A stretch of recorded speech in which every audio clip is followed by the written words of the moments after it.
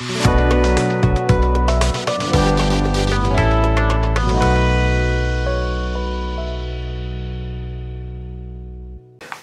मित्रांनो, मुंबईकरांना मुंबईची तुंबई होणं, खास करून जुलै महिन्यात पावसाळ्यात, हे काही फार नवीन नाहीये. गेल्या काही वर्षांमध्ये, आता त्याचं श्रेय आदित्य ठाकरेंना द्यायचं का एकनाथ शिंदेंना द्यायचं का फडणवीसांना द्यायचं, हा वादाचा मुद्दा असू शकतो, का महापालिकेच्या प्रशासकीय अधिकाऱ्यांना द्यायचं. पण मुंबईची तुंबई होण्याचं प्रमाण थोडंसं कमी झालेलं आहे. पण गेल्या आठवड्यात, म्हणजे याच आठवड्यात, पुण्याची तुंबई झालेली बघून अनेकांचा थरकाप उडाला. पुणे मेट्रोमधनं जाताना पाण्याखाली गेलेल्या किंवा पाण्याच्या जवळ आलेल्या पुलांचे व्हिडिओ बघून पुण्याचीही तुंबई झाली. आणि या पुरामुळे नदीकाठच्या भागामध्ये पाणी आत घुसलं, अनेक घरांमध्ये, अनेक संसार त्याच्यामुळे उद्ध्वस्त झाले. म्हणजे पाणी शिरलं ते काही तास जरी राहिलं तरी त्याच्यामुळे जी रोगराई पसरते, जी दुर्गंधी पसरते, ते पाणी परत गेल्यानंतर पुन्हा जी साफसफाई आणि पुन्हा गोष्टी परत आणणं, या सगळ्या गोष्टीसाठी जो वेळ जातो, ते पैसे खर्च होतात, त्याच्यामुळे जो मनस्ताप होतो, ती अतिशय वाईट गोष्ट आहे. पण तरी देखील एक गोष्ट या पुरामध्ये जाणवली, म्हणजे आता पूर्वीचे महापौर आणि आताचे केंद्रीय मंत्री मुरलीधर मोहोळ असोत किंवा बारामतीहून पुण्याला आलेल्या, म्हणजे पुण्याचा काही भाग त्यांच्या मतदारसंघात येतो, त्यामुळे आलेल्या सुप्रियाताई सुळे असतील किंवा मग पुण्याचे आमदार धंगेकर असतील, सगळ्यांच्या बोलण्यात एक गोष्ट आली की जलसंपदा विभाग, म्हणजे या पाण्याला या ना त्या प्रकारे जलसंपदा विभाग जबाबदार आहे. अर्थात या विभागाचे मंत्री देवेंद्र फडणवीस असल्यामुळे सुरुवातीला मला असं वाटलं की जसं राज्यात काही घडलं किंवा काही घडलं नाही तरी फडणवीसांकडे जबाबदारी ढकलायची, हा जो एक शिरस्ता झालेला आहे. काही वाईट, चांगल्यापेक्षा वाईट काही झालं तर ती जबाबदारी फडणवीसांची, अशा प्रकारे एक जबाबदारी ढकलायची गोष्ट महाराष्ट्रात गेल्या काही वर्षात आपण सातत्याने बघत आहोत. आणि ती मनोज जरांगे पाटलांच्या आंदोलनात पुन्हा पुन्हा दिसत येते की काही झालं तरी फडणवीस जबाबदार. तर मला असं वाटलं त्याचप्रमाणे पुण्याच्या पुरासाठी फडणवीस जबाबदार असं हे करायची एक स्पर्धा सुरू झालेली आहे. पण त्याच्यात मग भाजपचे लोक कशाला उतरतील? मुद्दा इथे आहे की हा विषय देवेंद्र फडणवीसांचा नाहीये. जलसंपदा विभागावर हे खापर फोडण्यात आलं कारण पुण्याच्या मुळा आणि मुठा नद्यांच्या परिसरात नदी पात्रावर अतिक्रमण करून तिथे वसाहती उभ्या करण्याच्या पापामध्ये सगळेच पक्ष आणि सगळेच नेते सहभागी असल्यामुळे, प्रशासन सहभागी असल्यामुळे ते स्वतःवर तर दोष घेऊ शकत नाही आणि त्यामुळे बिल फाडायचं तर ते जलसंपदा विभागावर फाडणं आवश्यक ठरतं. अर्थात या पूर परिस्थितीमध्ये अजितदादा पवार जे पुणे जिल्ह्याचे पालकमंत्री आहेत, ते तात्काळ मुंबईहून पुण्याला रवाना झाले आणि पुण्यात एका प्रकारे कमांड अँड कंट्रोल सेंटर सारखं त्यांनी काम करून या पूर परिस्थितीवर नियंत्रण आणण्याचे प्रयत्न केले. पण तिथे देखील अजितदादांनाही जलसंपदा विभागाचा प्रदीर्घ अनुभव आहे आणि त्यामुळे हा पुन्हा मुद्दा चर्चेत आला की हे पाणी घुसलं कशामुळे. म्हणजे पाणी कशामुळे घुसलं याचं कारण स्पष्ट आहे की तुम्ही जेव्हा निसर्गावर अतिक्रमण करता तेव्हा निसर्ग काही काळ ते सहन करतो. नंतर जेव्हा एखादी अशी घटना घडते त्याच्यामध्ये निसर्ग ते अतिक्रमण त्याला सव्याज उत्तर देतो. म्हणजे कुसुमाग्रजांची आगगाडी आणि जमीन ही कविता अशा वेळेला आठवते. पुण्याची लोकसंख्या ज्या वेगाने वाढली आणि ज्या नियोजन शून्य पद्धतीने वाढलेली आहे, ते पूर्वीचं पुणे आणि आताचं पुणे याच्यातला जो फरक आहे, मी काय पुण्यावर बोलणार नाही कारण पुण्यातल्या विषयातलं मला काही फारसं कळत नाही आणि उगाच जे कळत नाही त्याच्यावर बोलायच्यापेक्षा, पण मुद्दा असा आहे की या भागामध्ये 11 सेंटीमीटर पाऊस पडला. जे 26 जुलैला जवळजवळ 90 ते 100 सेंटीमीटर पाऊस एका दिवशी पडलेला. मग ज्यांना यातलं कळत नाही त्यांना वाटलं अरे फक्त 11 सेंटीमीटर पावसामुळे एवढी सगळी दुर्दशा झाली. याचं कारण उघड आहे, कारण मुंबईला उतार आहे, मुंबईला समुद्र आणि तिन्ही बाजूने वेढलेलं आहे आणि त्यामुळे जेव्हा वेगात पाऊस पडतो तेव्हा पाणी समुद्रामध्ये वाहून जातं. पुण्यामध्ये पाणी वाहून जायला तशी जागा नाही आहे.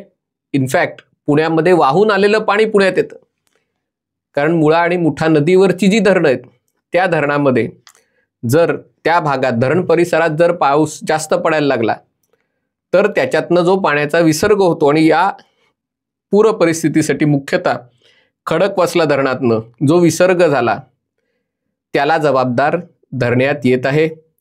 मुठा नदीवर 4 धरणं आहेत. खडकवासला त्याची क्षमता, धारण क्षमता तुलनेने कमी आहे, पण त्याच्या मागे पानशेत आहे, वरसगाव आहे आणि टेमघर आहे. आणि त्यामुळे आता असं कारण दिलं जात आहे की खडकवासला धरणामध्ये एवढं पाणी जास्त ठेवायची गरज नाही, ते 50% क्षमतेत जर ठेवलं असतं, कारण दुहेरी संकट आहे. जे पुणेकर दिवसाला प्रतिदिवशी 300 लिटरपेक्षा जास्त पाणी वापरतात असं म्हणतात. म्हणजे खरं तर महापालिका हद्दीत अशी मर्यादा 110 लिटर 125 लिटर वगैरे काहीतरी असते, पण एकूण होणारा पाणी पुरवठा आणि लोकसंख्या धरली तर 250 ते 300 लिटर दरडोई पाणी पिण्यासाठी पुणेकरांना मिळतं. आणि त्यामुळे पर्यावरण प्रेमी पुण्यातच राहून पुणेकरांबद्दल नाकं मुरडत असतात की एवढं पाणी, मुंबईकरांपेक्षा जास्त पाणी तुम्ही वापरता आणि तरी देखील तुम्हाला पाणी हवं असतं, हे काय. आणि त्यामुळे वाढती लोकसंख्या, वाढती हॉटेलं, बिअर बार आणि अन्य सगळे उद्योगधंदे याच्यासाठी जे सगळे पाणी लागतं आणि त्यामुळे त्या पाण्याची तरतूद नियोजन करणं तेही आवश्यक असतं. आणि त्यामुळे सध्याच्या परिस्थितीत एका वर्षी पाऊस एवढा पडतो की आता बस म्हणायची वेळ येते आणि कधी कधी 2-2 आठवडे 3-3 आठवडे पाऊस पडतच नाही. आणि त्यामुळे अशा प्रसंगी, अशा परिस्थितीत काय करायचं, धरणं किती भरायची आणि किती सोडायची हे अजितदादांना चांगलं माहिती असल्यामुळे त्यांनी सूचना केल्या की 50% खडकवासला त्याच्या कपॅसिटीमध्ये ठेवा. कारण परवा असं झालं की हे अचानक या धरण परिसरात पावसाचा जोर वाढला आणि पाण्याचा जर विसर्ग केला नसता तर मग गंभीर परिस्थिती उद्भवली असती. आता या सगळ्यांचं म्हणणं आहे हे लोकप्रतिनिधींना का नाही सांगितलं पाण्याचा विसर्ग केला तर. आता पाऊस काय सांगून येतो की मी आता संध्याकाळी 5 ते 8 वेळात पडणार आहे. पावसाचा जोर केव्हा वाढेल आणि खास करून रात्री अपरात्री जेव्हा पाऊस पडतो तेव्हा काही तासात जेव्हा धरणाच्या पातळीत मोठ्या प्रमाणावर वाढ होते तेव्हा तिथले असलेल्या अभियंत्यांना निर्णय घ्यावे लागतात आणि ते निर्णय महापालिकेकडे पोचवले जातात. यावेळेलाही पुण्याच्या महापालिका आयुक्तांकडे तो कळवला गेला होता, पण तरी देखील काहीतरी त्रुटी त्याच्यामध्ये राहतात. आणि त्यामुळे खडकवासला धरणात न जास्त विसर्ग झाल्यामुळे, तसंच मुळा नदीलाही मागे एक धरण आहे आणि त्याच्यामुळे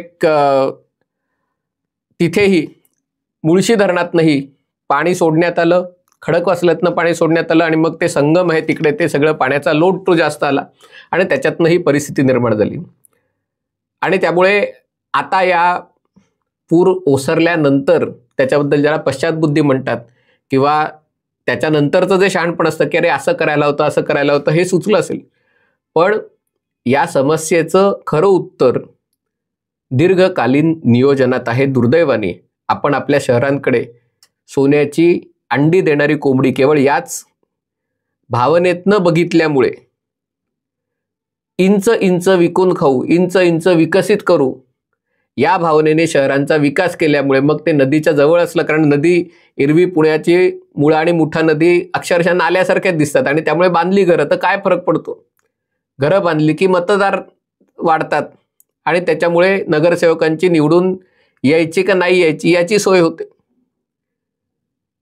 आणि त्यामुळे जेव्हा या नदी पात्रात अतिक्रमण होतं, मला वाटत नाही राज ठाकरे वगळता बाकी कोणी नेते या सगळ्या विषयांवर इतक्या तळमळीने बोलत असतील, पण राज ठाकरे बोलतात आणि नंतर पुन्हा 5 वर्ष काहीच होत नाही, मग ते पुन्हा पुढच्या निवडणुकीत बोलतात. त्यामुळे त्या बोलण्याचाही फारसा परिणाम होत नाही.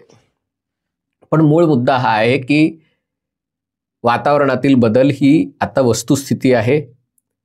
या वर्षी पूर परिस्थिती आली, पुढच्या वर्षी कदाचित दुष्काळ पडेल, पुन्हा 3 वर्षांनी पूर परिस्थिती येऊ शकते. त्याला उत्तर द्यायचं असेल तर ज्या प्रकारे आपण भविष्यातलं शहर नियोजन करणार आहोत त्याच्याबद्दलही चर्चा व्हायला पाहिजे, वादविवाद व्हायला पाहिजेत. वेगवेगळी मतं असू शकतात की ज्याला हाँगकाँग आणि सिंगापूर सारखी डेन्स म्हणजे अतिशय दाटीवाटीने असलेली शहरं बनवायची का अन्य देशामध्ये असतात तसं 3-3, 4-4 लाख संख्येची आणि 10-10 किलोमीटर अंतरावर असणारी अशी शहरं जपानमध्ये आहेत, अशा प्रकारची शहरं बनवायची आणि ती चांगल्या सार्वजनिक वाहतूक व्यवस्थेने जोडायची. आपल्याकडे हाँगकाँग आणि सिंगापूर करण्याच्या गप्पा मारणारेही विसरतात की या शहरांमध्ये प्रचंड प्रमाणात मोकळी जागाही ठेवण्यात आलेली आहे. म्हणजे शहराच्या काही भागात दाटीवाटीच्या वसाहती आणि तेवढाच भाग मोकळा असं नियोजन असतं. आपल्याकडे सगळंच दाटीवाटीने असतं. मोकळा भाग सोडायची आपल्याला, कारण मोकळ्या भागाचा FSI किती, त्याच्यावर TDR किती मिळणार हे सगळी गणितं केली की मग जो आकडा येतो तो शेकडो कोटी, हजारो कोटींचा असल्यामुळे ती जागा मोकळी ठेवणं आपल्याला परवडत नाही. पण आता जेव्हा अशा प्रकारच्या गोष्टी घडतात आणि खास करून जेव्हा आपण म्हणतोय की भारत जगातला 3रा सगळ्यात श्रीमंत देश होणार आहे आणि भविष्यात 2रा आणि कदाचित पहिलाही देश होऊ शकेल, तर ते बघता पुढच्या 100 वर्षाच्या दृष्टीने आपल्या शहरांचं नियोजन कसं असावं, नवीन शहरं जुन्या शहरांपासून काही अंतरावर कशा प्रकारे तयार व्हावीत. आपल्याकडे जी शहरं नवीन तयार होतात ती सगळी जुन्या शहरांची उपनगरं असलेली किंवा जुन्या शहरांभोवती असलेली गावच शहरं म्हणून तयार होत आहेत. म्हणजे मुंबई आणि नागपूर ह्याच्यामध्ये 15-15 लाख लोकसंख्येची किमान 5 शहरं तयार झाली पाहिजेत. म्हणजे मुंबई, ठाणे, नवी मुंबई, भिवंडी, अंबरनाथ असं नाही, तर मुंबई आणि नागपूरच्या मध्ये असलेली म्हणजे 150-150 किलोमीटर अंतरावर असलेली अशी 5-6 शहरं, मोठी शहरं, आणि त्या शहरांची पुढे महानगरं झाली पाहिजेत. त्या शहरांच्या मध्ये 4-5 लाख लोकसंख्येची आणखीन 10-20 शहरं तयार झाली पाहिजेत. तसं करायचं तर त्या दृष्टीने रस्ते आणि रेल्वेचं नियोजन करायला पाहिजे. तसं करायचं तर त्या दृष्टीने विमानतळाचं नियोजन करायला पाहिजे. आपण अजून पुण्याच्या विमानतळाचं नियोजन करू शकलो नाही. आता विमानतळाला मुहूर्त मिळालाय, नाही तर नवी मुंबईचा विमानतळ आहे ना करत तोही सुरू होत नाही आणि हाही सुरू होत नाही अशी अवस्था आहे. आणि त्यामुळे अशा प्रकारे आपलं सगळं नियोजन गणल्यामुळे पूर परिस्थिती आली की आता काय करायचं, कोणावर दोष टाकायचा. आणि मग दोष टाकायला जलसंपदा विभाग आहेच की त्यांनी पाणी सोडलं म्हणून आमचा पूर आला. पण असं कारण सांगितल्याने, अशी बोटं दाखवल्याने ज्यांची घरं पाण्याने भरली त्यांना कदाचित सरकार काही हजार रुपये नुकसान भरपाई देईलही, पण त्याच्यातनं जो व्याप आणि जो मनस्ताप झाला त्याचं उत्तर कोण देणार आहे, त्याची जबाबदारी कोण घेणार आहे, हा देखील एक महत्त्वाचा प्रश्न आहे. हा व्हिडिओ आपल्याला आवडला असेल तर कृपया लाईक करा, शेअर करा आणि हे चॅनल सबस्क्राईब करा, एवढीच विनंती आहे. तुर्तास इथेच थांबतो. पाहत रहा MH48.